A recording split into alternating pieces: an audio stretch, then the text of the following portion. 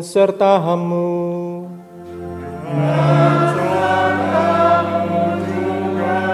Inilah Injil Yesus Kristus menurut Santo Yohanes.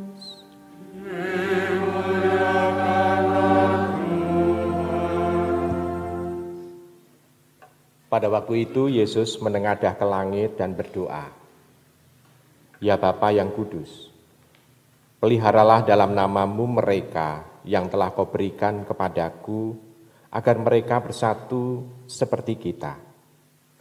Selama aku bersama mereka, aku memelihara mereka dalam namamu, yaitu namamu yang telah engkau berikan kepadaku.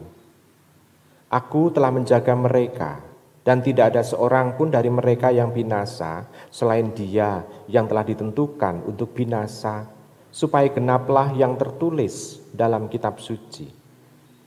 Tetapi sekarang aku datang kepadamu dan aku mengatakan semuanya ini, sementara aku masih ada di dalam dunia, supaya penuhlah sukacitaku di dalam diri mereka.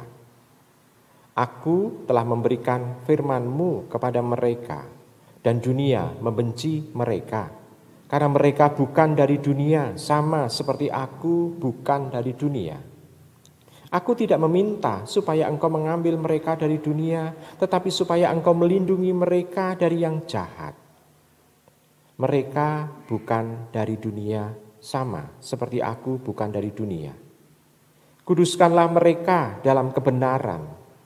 Firman-Mu adalah kebenaran, sama seperti engkau telah mengutus aku ke dalam dunia, demikian pula aku telah mengutus mereka ke dalam dunia. Dan aku menguduskan diriku bagi mereka supaya mereka pun dikuduskan dalam kebenaran." Demikianlah Injil Tuhan.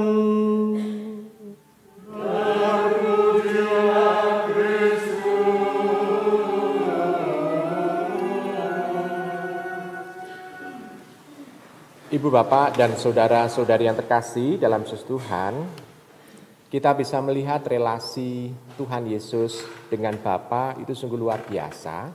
Dan apa yang diminta oleh Tuhan Yesus kepada Sang Bapa adalah demi kebaikan kita semua.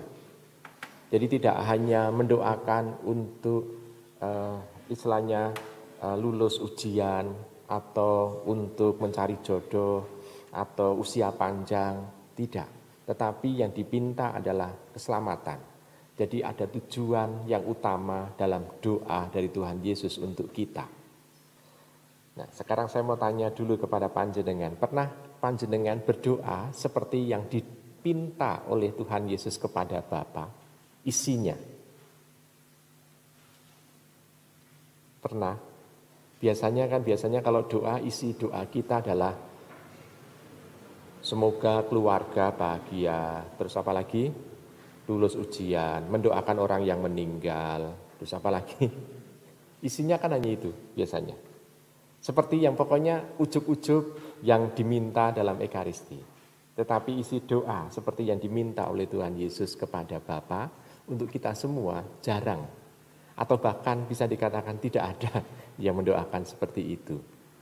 Nah, ini sesuatu yang luar biasa, karena isinya adalah Tuhan Yesus tahu kalau dia nanti mekrat ke surga, pada saat dia mekrat ke surga, para murid dan orang yang istilahnya percaya kepadanya tidak akan bisa mengenal dia lagi secara fisik. Tidak akan bisa ketemu lagi bertemu muka. Tidak akan bisa lagi mendengarkan suara Tuhan Yesus secara langsung.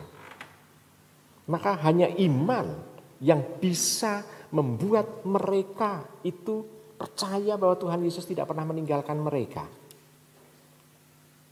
Maka Tuhan itu menginginkan supaya kebersatuan para murid itu sungguh-sungguh menguatkan mereka.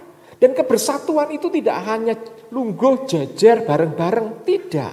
Tetapi kebersatuan ini sebetulnya untuk saling menguatkan iman, mengingatkan akan sabda-sabda Tuhan kepada para murid yang lain. Dengan seperti itu mereka akan terbangun menjadi satu jemaat yang sungguh-sungguh mengenal Tuhan. Jadi Tuhan tetap hadir di tengah-tengah mereka karena sabda Tuhan tidak pernah hilang walaupun Tuhan Yesus tidak pernah kelihatan lagi. Jadi tujuannya itu, supaya kalau mereka bersatu, bersekutu, mereka tidak dibinasakan dan tidak diombang-ambingkan dengan situasi keduniawian.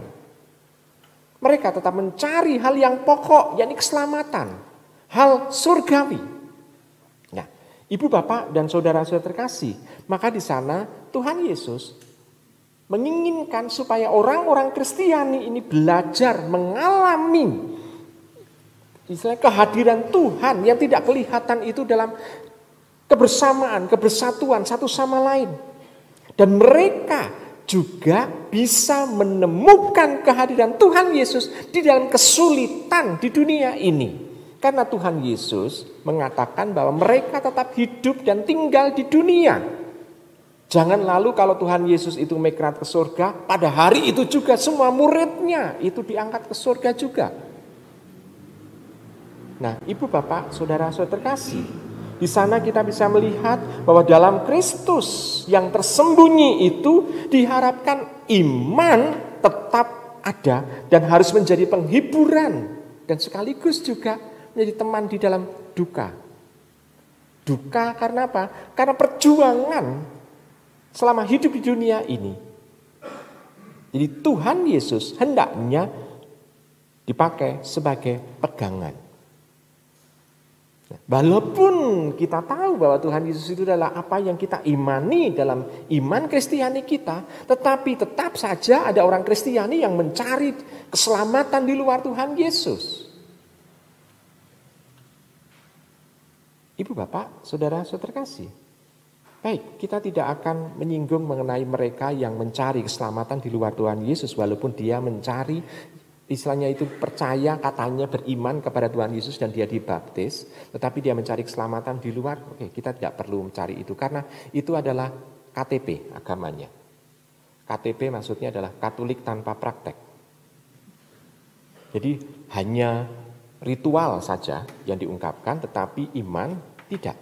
Seolah-olah ibu bapak tahu yang namanya beo. Beo biasanya menirukan orang kan? Niroke. Apakah itu juga sesuai dengan hati beo-nya? Nah, dalam hidup beriman, kadangkala kita juga menjadi beo. Dalam doa pun seringkali kita juga menjadi beo. Artinya, ini yang berbicara, tetapi hati tidak mengikuti apa yang kita omongkan. Tingkah laku tidak mengikuti apa yang kita omongkan. Baik. Tapi saya percaya bahwa kita semua bukan beo itu.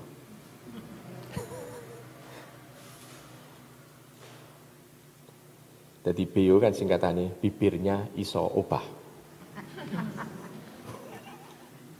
Ibu bapak, saudara terkasih, Kristus yang tidak terlihat mata, namun dengan perjumpaan para murid yang lain, kekuasaannya dan juga kekuatannya hadir. Tetap bisa dirasakan, sampai sekarang tetap bisa dirasakan. Walaupun Tuhan tidak pernah bisa ditangkap dengan mata, tetapi kebenaran, kekuasaannya, kekuatannya, dan juga kebesarannya bisa dirasakan oleh jemaat yang percaya kepadanya. Tanpa harus mendengarkan sabda secara langsung dari Tuhan Yesus. Kenapa? Karena sudah mendengarkan sabda itu melalui jemaat yang lain. Jadi sabda kehadiran Tuhan Yesus melalui sakramen, kehadiran Tuhan Yesus melalui cinta kasih tetap bisa dirasakan sampai sekarang. Walaupun sudah lebih dari 2000 tahun yang lalu gereja ditinggal Tuhan Yesus ke surga. Tetapi gereja tetap hidup, bahkan gereja tetap up to date sampai sekarang. Gereja tidak pernah yang namanya hanya membawa tradisi orang-orang Israel ke sini. Bosone Gusti Yesus tidak kita kenal, boso Aram tidak kita kenali. Apalagi kita bisa melihat pakaian Tuhan Yesus kaya ngopo ya tidak juga dipakai oleh orang-orang di dalam gereja juga. Jadi kita tidak mengimport itu. Tetapi yang kita ambil adalah iman jemaat yang dimiliki semenjak para rasul pada waktu itu. Sehingga kita tetap bisa merasakan Tuhan yang hadir dalam sabda, dalam sakramen, dalam cinta kasih itu karena iman kita. Dan harapan kita pun itu juga tetap terbuka. Yesus terbuka bagi para muridnya pada waktu dia mendoakan para murid itu, bahwa para murid akan mengalami kebencian. Jadi dalam doa itu Tuhan Yesus sudah mau untuk berbicara kepada para murid bahwa para murid harus siap menghadapi kebencian yang akan dialami oleh gereja di masa depan. Lalu kita bisa melihat bahwa kebencian dunia akan gereja ini sudah dialami terlebih dahulu oleh Tuhan Yesus. Dan Tuhan Yesus hanya meminta kepada Bapa apa? Yaitu keselamatan untuk semua orang yang percaya. Dan memang sebelum Tuhan Yesus mekrat ke surga, tidak ada satu murid pun yang dibunuh. Tidak ada satu murid pun yang akan dibinasakan. Kecuali yang memang sudah digariskan oleh Bapa, yakni Yudas Iskariot, sang pengkhianat itu. Dan semua murid selamat. Kita bayangkan saja begini, Tuhan Yesus ditangkap di Getsemani bersama dengan rasul-rasul yang lain. Tetapi yang ditangkap hanya Tuhan Yesus saja. Para rasul-rasul yang lain selamat. Walaupun digambarkan dalam Injil Markus itu lari tunggang langgang. Bahkan ada yang telanjang. Jadi kita bisa melihat di sana. Tapi keselamatan itu yang mau dipinta oleh Tuhan Yesus kepada seluruh para rasulnya, seluruh para muridnya.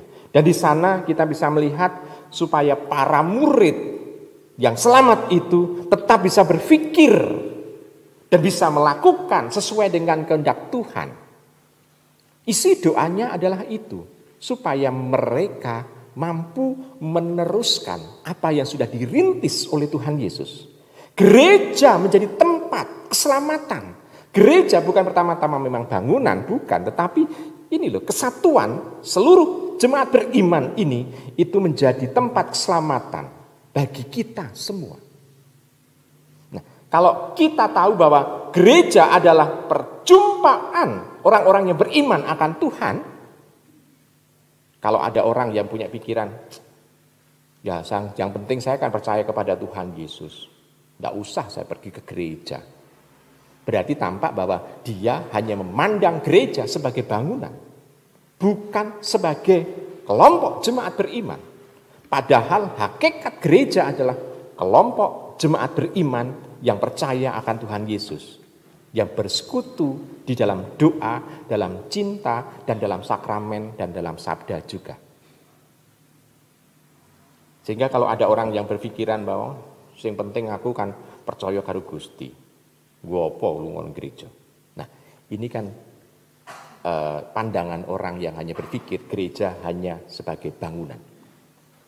Ibu bapak, saudara-saudara terkasih, maka kita bisa melihat gereja sebagai kelompok jemaat beriman ini hendaknya sungguh-sungguh mampu menjadi tempat keselamatan bagi orang-orang. Dan diharapkan bisa misalnya itu menjauhkan keselamatan anugerah Kristus itu dari semua kejahatan dan semua pengkhianatan. Jadi kita berkumpul sebagai jemaat beriman ini diharapkan mampu menjauhkan anugerah dari Tuhan ini dari kejahatan dan pengkhianatan itu. Sehingga biarlah pengkhianatan dan kejahatan itu jauh dari gereja. Tuhan Yesus juga menjanjikan adanya penguat bagi semua orang beriman, yakni Parakletos, penghibur, roh penghibur, Parakletos, yang akan kita rayakan nanti pada saat Pentakosta turunnya.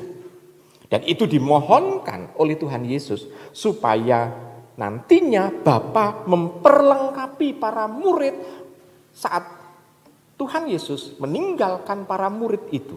Sehingga roh penghibur tetap menyempurnakan langkah para murid menuju kepada keselamatan, menjadi penolong dan pembantu kita di bumi untuk menuju kepada keselamatan yang kekal bersama dengan Tuhan Yesus. Jadi kalau ada Tuhan Yesus mengatakan meminta sang penolong bagi Gereja arahnya adalah supaya sang penolong ini menuju kepada Bapa dan Tuhan Yesus. Jadi kalau ada yang menafsirkan bahwa Tuhan Yesus itu ternyata mewartakan nabi yang lain, tetapi kalau nabi yang lain itu tidak mengarahkan kepada Tuhan Yesus dan kepada Bapa, berarti ini kabar bohong, hoax. Kenapa? Karena menafsirkan yang berbeda. Karena kitab suci hanya mengatakan Parakletos, Roh Kudus itu mengarahkan kepada Bapa dan Tuhan Yesus. Karena apa? Di dalam Bapa dan Tuhan Yesus itu ada keselamatan. Nah, Ibu Bapak, Saudara terkasih, maka Tuhan Yesus dalam memberikan keselamatan ini bukan sebagai sesuatu hiburan murahan, tetapi sebagai karya serius.